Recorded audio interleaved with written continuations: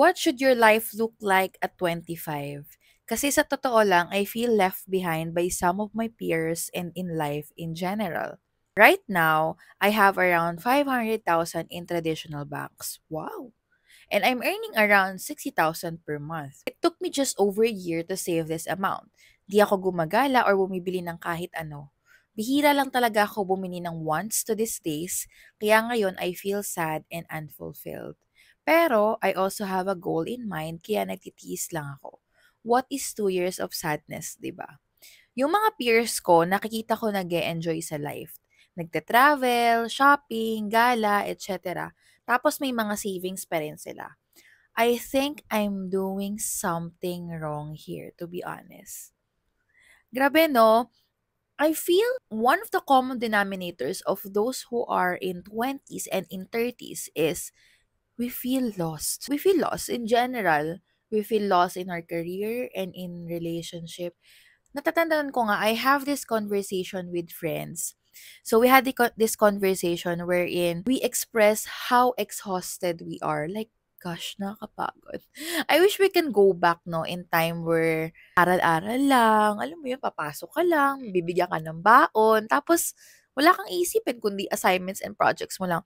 Pero looking back, God, nung high school and college din naman tayo, nagmamadali rin tayong graduate. And ngayong graduate na tayo and may work na tayo, we keep on looking back naman. So I think we have this common phenomenon na talagang na-experience ng most of us, especially by 20s and by 30s. That's what we call quarter life crisis, no? Probably, rooted din to from societal expectations na, oh, dapat pag 20s ka na or 25 ka na, you have your own car, you have your own house, stable ka na sa career mo, you have this kind of savings in the bank, meron ka ng title sa company mo, which puts more pressure, no? Kasi kung talagang pag-uusapan is yung mga achievements na yun, hello, ang hirap naman i-achieve agad-agad ng 25 yun. Yung iba siguro, no? Naisip ko nga, ngayong di ba mga nag-senior high, tayo dati, mga hindi nabot ng senior high, graduate tayo at the age of 20 or 21, di ba? Kung nag-senior high ka, graduate ka ng 23, so, ano yun, you only have 2 years to fulfill all those achievements, di ba? Para lang ma-prove mo sa society na, hey, I'm already successful. And most especially, no, sa halimbawa, sa relationship, sa tanongin ka, oh, ba't wala ka pang jowa? Or bakit hindi ka pa nag-aasawa? For me, palagi ko yung na-experience. In my case, I'm only 26 right now, but people are asking me, oh, kailan kayo mag-aasawa? Or kaya, oh, kailan kayo ikakasal? Ha? 26 pa lang ako. In my perspective, ito just to give you a glimpse, kaka-graduate ko lang ng 21, right? And then at the age of that, before I graduate, become a breadwinner. Ever since 16, nagtatrabaho na ako. So, iba't ibang mga work yun. So, nung 21 na ako, so yan, na-work na, ganyan. 22, nag-business na kami, ganyan. I became a manager. Sabi ko nga, ang bata kong manager. Pero, para sa akin, wala dun yung self-fulfillment that you are already successful. Kasi, my own definition of success is having your own time freedom. Ako, masabi ko successful ako basta may freedom ako. May freedom of choice. How do I want to spend the day of it? Anyway, so going back, so 21, no? So 4 years pa lang ako, 4, 5 years pa lang akong kumikita. And until now, I'm the breadwinner of the family. Sabi ko, hello, grabe, mag-aasawa ko kaagad. Sabi ko, ito pa nga lang yung, parang recently pa nga lang ko na-enjoy yung earnings ko no? Yung parang kinikita ko na, alam mo, may dalaga ka, kahit anong gusto mong gawin, pwede mong gawin, ganyan. Hello, parang sabi ko, yung freedom ko, hindi ko pa masyado na-enjoy. And parang sa sarili ko, hindi ko pa na-achieve yung fulfillment na of what I really want to achieve in terms in my career. So sabi ko, tsaka, hindi pa nga ako settled sa life ko ngayon kasi gusto ko maging settled yung family ko magkaroon sila ng stable na passive income, yung kapatid ko magkaroon siya ng stable na work, mabilan ko sila ng house and all para sa retirement ng lola ko, ma-enjoy niya 'di ba yung retirement niya. Tapos magfa-family agad ako. Hello, kawawa naman yung bata na iluluwal ko 'no, na parang ang unfair sa kanya na magfa-family agad ako, hindi pa naman ako stable and settled. Kagaya nga nung binasa ko kanina, actually it's a post na nabasa ko in my feed. And ang comment dun ng mga tao grabe sabi niya, "Ako nung 25 ako hindi ano, wala pa akong work nun or nung 25 ako minimum wage salary ko is 15,000 'no, ikaw 60,000 and you're still ungrateful." I think, well, that's not our cup of tea naman ano. Tinatanong niya lang naman kung missing out in life siya. So siguro yung mga tao, yes, you're really missing out in life kasi you're forgetting to be grateful. But that's not the issue here. Parang ang siguro ang kung i-a-analyze natin yung message na yun ano, it's more of like, it's always greener on the other side. For me, okay, example, I have those friends who are really fulfilled in their career life. And as in managers na sila, supervisors, yung iba, they're earning like a stable income every 15th and 30th. Eh ako nga, 'di ba, since we're doing business, I'm doing side hustles, content creation. So you really don't have any stable income. As in yung income mo is variable and it's fluctuating, no? Dumating sa life ko last year na I applied all the jobs in the LinkedIn related to my course kasi feeling ko mas maganda or mas fulfilled or mas mabilis ako magiging successful if I'm just working in the company. And guess what?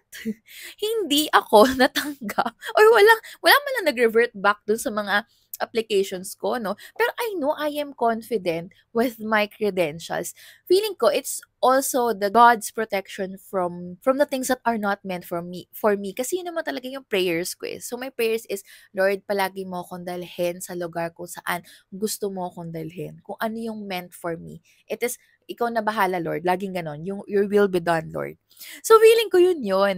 And then, kasi yun yung mga times na hindi ako kumikita sa pagko-content. And I had a really, really tight budget to the point na kailangan ko talaga din tiperin kung ano yung binibigay ko sa family. To the point na hindi ko talaga mabilhan yung sarili ko kasi kailangan ko i-reinvest back yung money ko to the business so it can keep on growing. Sabi ko, mag-work na lang kaya ako. Pero alam mo, ang galing lang ni Lord kasi when you really pray that, Lord, ikaw nang bahala, dalhin mo ako sa kung saan mo ako gustong dalhin. Alam mo, after ko mag-apply sa mga LinkedIn, I heard this talk and sabi doon is, parang you are anointed to become a writer. And doon nga nag-flourish yung blog ko and doon nga mas nag-flourish yung pagko-content ko. And parang God is giving me signs na hindi ka nga para dyan, para dito ka, bakit ba ang kulit mo? So, di ba, minsan we lost track of our blessings and I think we lost track in our 20s or whatever part of our life kasi we keep on comparing to others. Like, ito na yung narating nila, ito na yung position nila. Like sa example ko nga, 'di ba, parang yung mga friends ko, they have salary, they have their car, ganyan. Tapos ako, sabi ko, bakit ikaw rin naman? You have your own time freedom. Sabi lang sa akin ni Lord, don't you like waking up in the morning and you have the power to decide how you want to choose your day to be spent.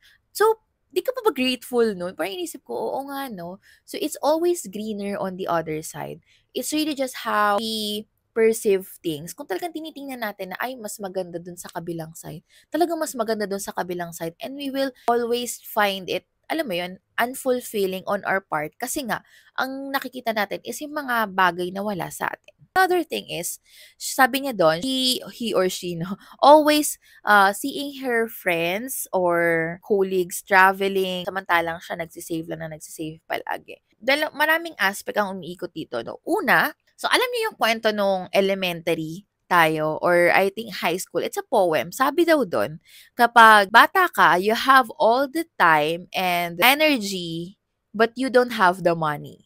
Pag naman nasa 20s and 30s ka na, you have all the time and the money but you don't have energy kasi nga nagwo-work ka na, 'di ba? So, pag-uwi mo pagod ka na. Pag naman daw matanda ka na, you have all the energy and the money but you don't have the time anymore. So, I think yun yung isa sa mga reason bakit nung bata tayo, lagi tayong sinasabihan na, you save or kaya you hustle early para may sarili kang pera. Kasi nga naman, pag bata ka, wala kang sarili mong pera, 'di ba? Pag naman 20s and 30s, 20s to 30s ka, ganyan, ang sasabihin naman sa'yo is to manage your energy properly kasi or you rest well, 'di ba? You take your sleep seriously. Kasi nung bata ka, pinapatulog, ayaw mong matulog. Kasi nga, pag 20s to 30s ka na, hello, wala ka ng energy kasi naubos na with all the hustles that you're doing. Pag naman matanda ka na, you don't have the time. That's why kapag sinasabi nila, 'di ba, always treasure your time, cherish it wisely. So, ano nga naman ang point ng kumikita ka pero you're not enjoying it for yourself? No, sabi niya nga na dun, 'di ba, what is 2 years of sadness, 'di ba? So, the moment na na-hit mo yung sabihin natin 1 million, are you truly happy? Is minsan kasi we have to assess ano ba talaga yung definition of our own happiness and success. Ang definition mo ba ng success is magkaroon ng 1 million in the bank? Then all of these sacrifices you will not question it kasi ayun yung values mo eh. Gusto mo ang definition of success mo is 1 million in the bank. Pero kung ang definition mo ng success is enjoy your time to have a balanced work and life, 'di ba? Then kung wala kang ginagawa about the fun, 'di ba, or dun sa life, puro work, work, work ka lang, then what can you expect? Talagang you're really missing out in life. And yun yung sinasabi ko dati, 'di ba, na if you earn, set aside at least a portion for yourself. Kasi you treat yourself as the money-making machine. So if you are the money-making machine, anong gagawin mo sa money-making machine mo? 'Di ba aalagaan mo siya dun sa asset mo? Ganun ka rin, ikaw yung money-making machine, ikaw yung gumagawa ng pera. So dapat alagaan mo yung sarili mo. Kasi how can you keep on earning money if ikaw hindi mo na alagaan yung sarili mo? So, anong point nung hustle ka ng hustle if you are not taking care of yourself? So, we really have to find balance in between talaga. Especially in our 20s, 30s, or whatever level yan. Pero ako naniniwala talaga ako kung paano mo in-spend yung 20s mo, yung early days mo, magkakaroon yan ng boomerang effect kapag matanda ka na. So, kung ngayon, sinasagad mo talaga yung sarili mo, then, expect mo na meron ka talagang, for example, kung meron kang sleep debt, kung I don't know kung familiar kayo with that term, no? Yung kahit anong tulog mo, parang kulang pa rin yung tulog mo. It's because sinagad mo na yung sarili mo na palagi kang puyat eh. So, ganun, di ba? Maraming sakit na nagmamanifest by 30s and 40s because we overdo our hustle in our 20s. Wala naman masamang mag-hustle, pero we really have to find balance. And also kung ano nga, 'di ba, sabi nga doon sa Atomic Habits, whatever habits that we have right now will determine the success that we will have in the future. So kung ngayon you are not taking care of yourself, so what can you expect in the future? 'Di ba? Talagang mawo-worn out 'yan. Kung ngayon hindi ka nag-iinvest sa sarili mo, talagang malulupay-pay at mapapagod ka talaga in the future. Which brings me to the last part of this podcast. Yung quarter life crisis, naalala ko, sabi ng professor ko, yung quarter life crisis doesn't necessarily mean to be a crisis yung quarter life natin. It can be a quarter life bliss. Hindi nga lang masyadong nagagamit yung term na bliss kasi mas na-highlight yung crisis. Ano ba yung quarter life bliss? Quarter life bliss is if we find fulfillment and purpose during our 20s and our 30s in whatever hustle or in every aspect of our lives. So kung if you find purpose in your career right now, then that's quarter life bliss. If you find peace in whatever that you're doing for hustling right now, then that's quarter life bliss. Basically, sinasabi lang nito na hindi palaging crisis ang ma-experience mo at your age 20s to 30s. It can also be bliss. It's just that mas na-highlight nga lang yung term na crisis, no? Siguro para mas dramatic. Sabi nga ng professor ko noon, it's how we label our situations and our emotions that dictates also our actions and our decisions. So for example, kung nilabel mo na yung situation mo as quarter life crisis, then what can you expect? Lahat ng imamagnify ng utak mo is yung mga situations that will prove that what you're experiencing is quarter life crisis. Ang tawag dun is cognitive bias. Bias ng utak mo eh. Yun yung narinig niya eh. Yun yung ini-impose mo sa utak mo eh. So, kung sinabi mong quarter life crisis, yun at yun ang iisipin niya. But if you think about quarter life bliss, okay, what I'm experiencing is quarter life bliss kahit wala pa man yan. Hindi to basta law of attraction na. It's a matter of labeling our emotions and situations so we can create positive cognitive biases. Para yung makikita or ma-highlight ng utak natin is mga positive experiences din. So, halimbawa, I labeled my situation right now na, okay, this is part of my quarter life bliss. So, my brain will automatically focus on situation that gives me quarter life bliss or gives me situations that I will be more thankful for. So, hindi lahat ng na-experience natin on 20s and 30s is quarter life crisis, okay? Some of it can also be quarter life bliss. It's also how we reframe our thoughts so we can change the way we act and react and decide on things, no? At least more on a positive light siya na hindi lang palagi crisis. So, pag sinabing adulting, ha, ang hirap, ayoko na. So, hindi ganon. We can also enjoy. Actually, this is one of the most beautiful phase of our life kasi we're earning our own money, di ba? We can do anything that we want. Di ba yun naman gusto natin nung bata tayo? It's just that nakalimutan na lang natin kasi nga, we're always looking on the greener side or on the other side. And we also label our situation as crisis or quarter life crisis.